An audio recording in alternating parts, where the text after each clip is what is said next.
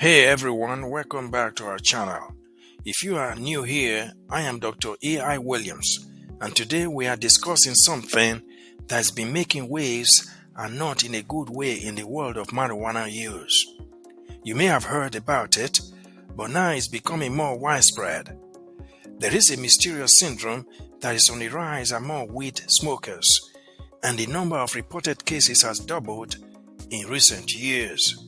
I'm talking about cannabinoid hyperemesis syndrome, CHS for short, an illness that might make you rethink your relationship with marijuana or weed as it's commonly called.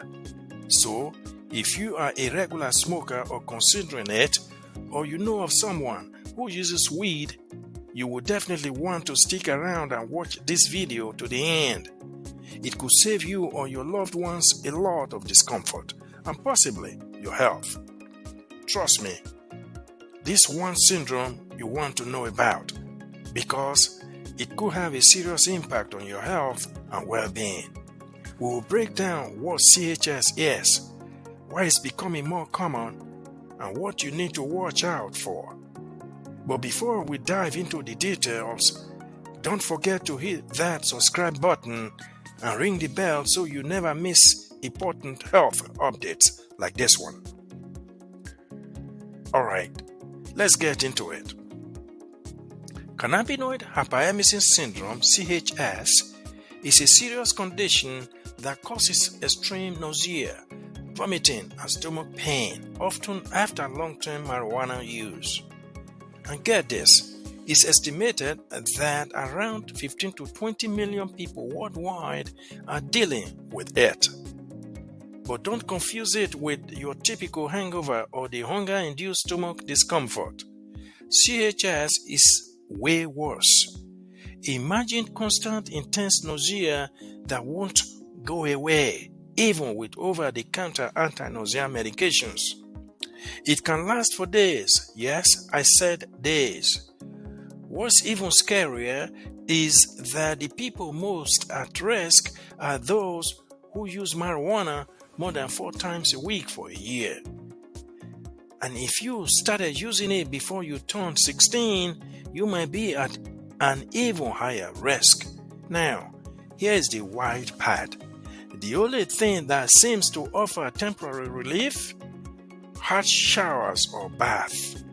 It's become so common that doctors have dubbed it the hot water treatment syndrome. But here's the catch. Hot shower only works for a short while. After that, the cycle of nausea, vomiting, and stomach pain can go on for a week, and it can get dangerous, leading to extreme dehydration, kidney failure, and even seizures. So yeah, it's that serious. So why is CHS such a big deal? The constant vomiting that comes with this condition isn't just uncomfortable, it can actually start to break down your teeth. Yep, the acid from all that puking can erode your tooth enamel and lead to tooth loss. But that's just the beginning. CHS can also cause severe dehydration, which can mess with your body's essential electrolyte balance, affecting your chloride, potassium, sodium, and bicarbonate levels. These imbalances can lead you in the emergency room, and sometimes you will need to be hospitalized to get things back on track. And it doesn't stop there. In rare but serious cases, CHS can lead to life-threatening complications like dangerous heart rhythm changes, kidney failure, seizure, and even death. In fact, there have been reports of preventable death linked to the syndrome. So, don't underestimate the potential risk of this condition. It's no joke. Now, how does CHS actually happen? While researchers aren't completely sure about the exact cause, they have a few solid theories. Let's get a little bit technical here, but I promise I will keep it simple. First up, THC, the main psychoactive, also known as feel high compound in marijuana, is believed to be the key player here. When you use marijuana regularly, THC starts interfering with your body's ability to regulate dopamine, a neurotransmitter that's crucial for controlling nausea and vomiting. But here's where it gets more interesting. Long-term THC use seems to mess with the communication between your brain and your digestive system, also known as the gut-brain axis, which is a major red flag for things like nausea. Another theory suggests that THC overstimulates the cannabinoid receptors in your digestive system, which leads to hyperactivity in the stomach, causing nausea and vomiting. Over time, your body gets used to this constant flood of THC, which binds to the cannabinoid receptor, creating a feedback loop where vomiting becomes a regular cycle, leaving you feeling sick all the time. A study by Sultan Els and colleagues, published in the Journal of Neurogastroenterology and Mortality, supports this theory, showing that this disruption in your body's system is likely a major factor behind CHS. But why are we seeing more and more cases of CHS? The simple answer is that as marijuana becomes more widely available and socially accepted, more people are using it, and often using it more frequently and in larger amounts. But the real twist here is what's going on with the potency of marijuana itself. In the last few decades, cannabis has gotten much stronger. How? Well, as new generations of marijuana plants are cultivated, more THC, the compound that gets you high, is being added. Let me put this into perspective for you. Back in 1995, the average THC content in cannabis was about 4%. Fast forward to 2017, and that number skyrocketed to 17%. And today, some cannabis products contain between 18% and 35% THC, according to the National Geographic. That is a huge increase, and it's one of the reasons health experts believe we are seeing more cases of CHS.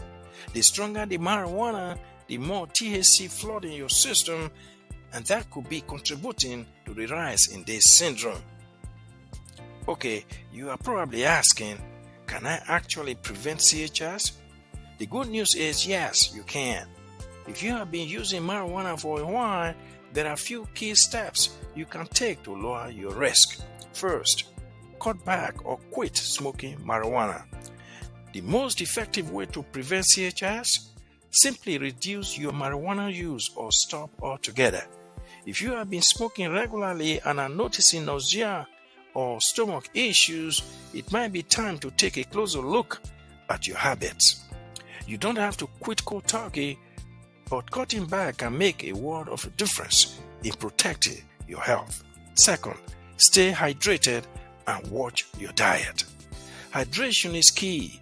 If you are using marijuana regularly, make sure you are drinking plenty of water.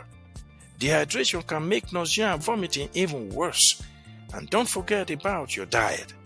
Eat a balanced, nutrient-rich diet with plenty of fiber to keep your digestive system in check. It can help prevent a lot of problems down the road. Third, pay attention to your body. If you start experiencing intense nausea or vomiting after using marijuana, especially if it lasts more than 24 hours, seek medical help immediately.